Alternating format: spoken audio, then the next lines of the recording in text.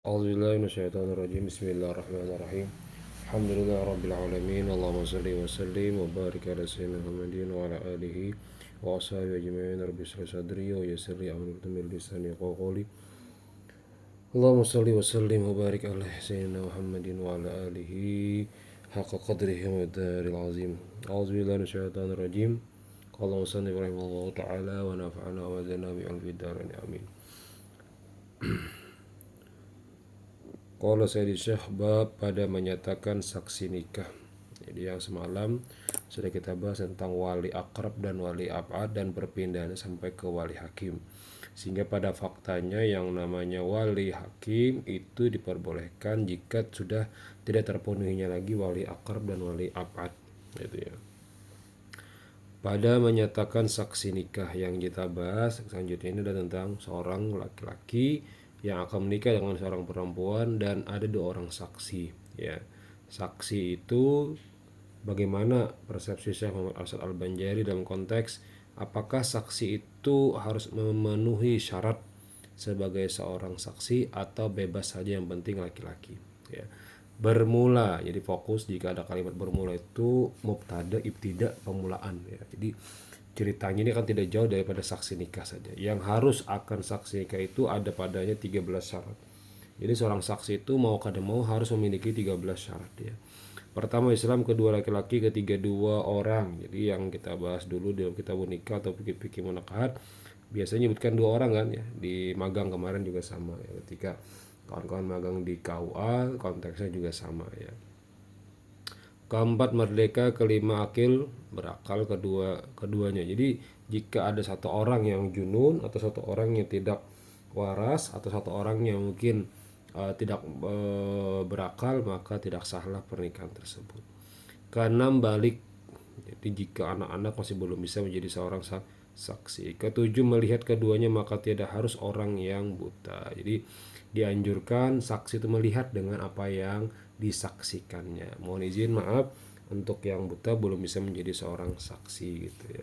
Kenapa? Karena kada tahu menurut Syekh Al-Banjari gitu ya. Tiada harus itu artinya ya mau kada usah gin gitu. Kedelapan mendengar keduanya ya. Maka tiada harus orang yang tuli kayak pandang jadi saksi yang akan mendengar apa yang diucapkannya gitu ya. Kesembilan dapat berkata-kata keduanya, tidak harus orang yang bisu. Yang ke-9 kawa orangnya itu bisa berkata-kata mengatakan ya sah gitu. Nah maka ada penelitian dari kawan-kawan bagaimana pernikahan dari tunanetra. Nah itu bagus sekali ya. Apakah dia tunanetra atau tunadaksa atau tunarungu itu perlu dibagi dijabarkan dalam penelitian ya entah itu skripsi atau sinisnya gitu ya. Karena faktanya kita ingin membantu kawan-kawan kita, saudara-saudara kita yang juga memerlukan status keabsahan dalam pernikahan mereka gitu. Itu juga mungkin kawan-kawan boleh mencari-cari di mana ada kasus atau kejadian pernikahan mereka yang memang membutuhkan hukum pernikahan dan Anda boleh bertanya bagaimana sistem pernikahannya, bagaimana konteks pernikahannya gitu ya. Ke-9 dapat berkata-kata keduanya, tidak harus orang yang bisu. Ke-10 keduanya saksi itu jangan anak oleh yang nikah itu. Menyakawa saksinya jangan anaknya gitu. Ya, jadi kadang kalau kita kan yang penting saksi aja. Jadi siapa saksinya anaknya aja. Nah itu bagusnya keduanya itu saksi itu jangan anak oleh yang nikah itu. Tersebut di dalam kitab Minhaj harus anak akan saksi atau istatru keduanya akan saksi gitu ya. Kalau bahuwalan nah akhirnya kan orang nyaman gitu. Ke-11 jangan ada keduanya bapak oleh yang nikah. Juga sama kuitannya kalau mau jadi saksi. Jadi mana jadi saksi pamannya kah atau acilnya kah gitu ya. Maaf, acil dari mama maksudnya kalau kita nyebut sekarang julak lakinya tuh nah ya. Ke-12 jangan seteru keduanya. Jadi jangan sampai saksi ini bahuwalan ya. Bahuwalan tuh iya bermusuh-musuhan, saksi A tapahuwalan saksi B dijadikan saksi B dua-dua. Nah jangan ya, tiada harus punya jangan gitu.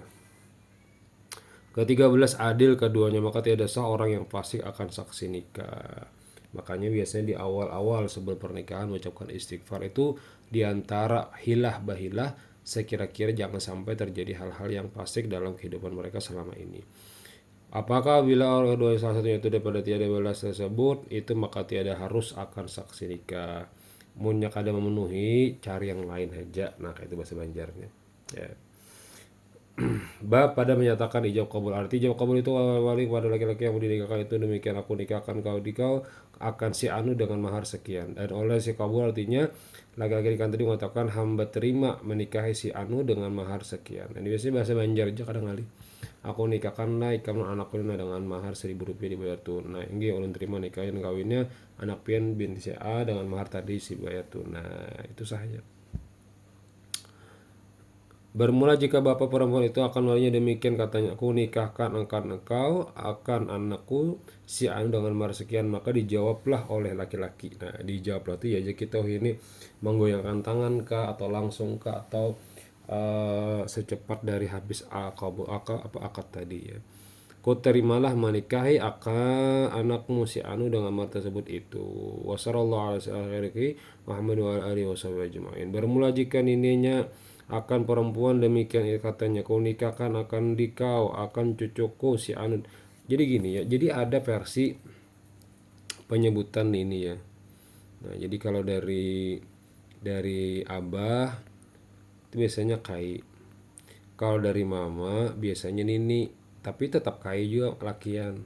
Nah, penyebutan aja, penyebutan di kampung tuh nah. Udah nininya aja, padahal ada kuitan kai, kuitan mama dari kai si anak atau cucu tadi gitu ya. Bermula jika saudaranya akan walinya demikian katanya kau nikahkan engkau dikau saudaraku. Nah, jadi harus jelas nih kalimatnya. Jika kai menikahkan anakku lain harusnya cucuku. Nah kayak itu ya. Jadi ini perlu detail juga dalam akad nikah nih. Kadang kita kadang paham juga melihat aku nikahkanlah engkau si Ana bin si A dengan masih bertunai. Udah. Padahal dia siapa gitu. Ini perlu juga gitu ya kan. Kalau dia abahnya anakku, kalau dia kainya cucuku, jika saudaranya saudaraku gitu.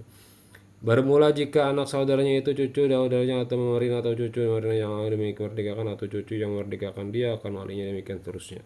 Nah, jadi kalau masalah wali dengan hamba tidak kita bahas dulu. Ya.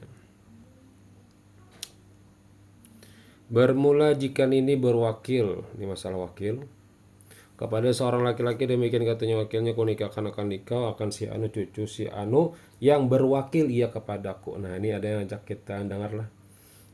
Biasanya penghulu yang telah berwakil orang tuanya kepada aku aja sih. Nah, jadi kalau ulun sih lebih cenderung amun pian-pian nanti jadi penghulu ataupun sejenisnya tawarkan dulu abahnya mengawinkan 80% dulu dipaksa abahnya mau karena banyak kainya dulu karena kainya saudaranya karena saudaranya ya paman sebagainya baru diwakilkan ke penghulu ya.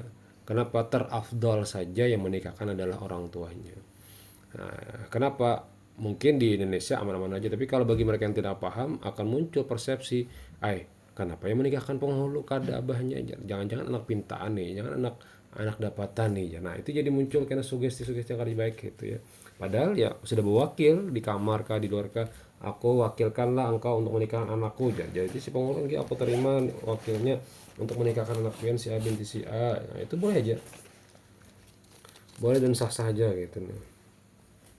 Cuman sebaiknya menurutku sebaiknya itu artinya alangkah baiknya yang menikahkan itu adalah orang tuanya langsung jangan sampai jangan sampai diwakilkan mun ada orang tuanya kecuali uzur yang kita bahas semalam ya uzur itu jauh kah garing kah sebagainya ya.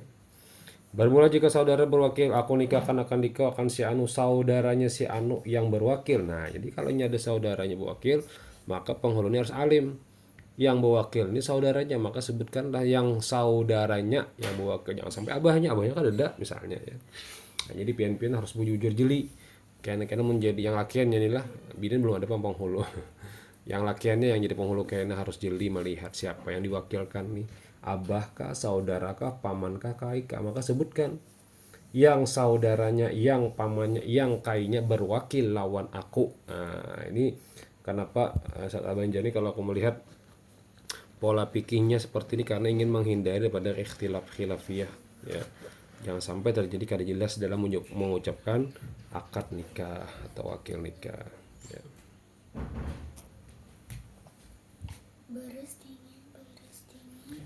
Bab pada menyatakan sekupu. Wallahu a'lam bishawab. Nanti sambung lagi bab selanjutnya.